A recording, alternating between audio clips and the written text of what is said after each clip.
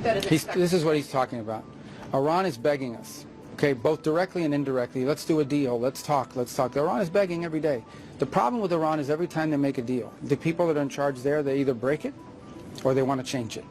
So it looks like they're not ready to make a deal. So they're going to continue to pay a price. And every night the price gets higher and higher and higher. And that's what's happening now.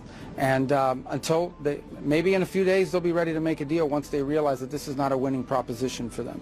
And that's what the president is outlining. The idea that this is going to continue, it's not going to continue this way. The price will continue to get higher every single night until they come to their senses. Right now, apparently they haven't come to their senses, and so the president doesn't see a lot of utility in responding to their overtures at this point, because frankly Iran is clearly not ready to make a deal, at least not one they're willing to live by.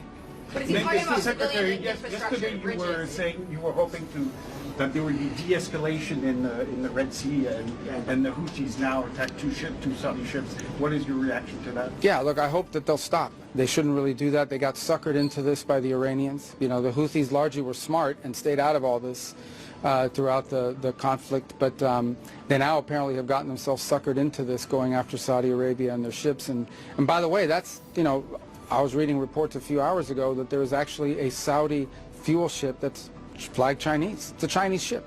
Are they going to blow up the Chinese ship? Then this becomes a problem for China. This will become a problem for the whole world. But I hope that will de-escalate, because I think the Houthis, frankly, got snookered into this thing by the Iranians, and they were smart to stay out of it, and they should stay out of it, and they should stop. We'll see what happens there. Obviously, it's not a positive development. We'll see what happens. Secretary, what prompted the easing of... I'm sorry, man. I love his little court reporter thing. It's cool. Why didn't the rest of you guys have this? This guy's the smartest guy here. Look at that. I know he is. Better catch up. All right, go ahead. I'm sorry. Yes, what prompted the easing of sanctions on Hong Kong last week in terms of letting the executive order expire? Yeah, no, it wasn't easing of sanctions. The executive order expired. The conditions underlying some of those elements no longer existed.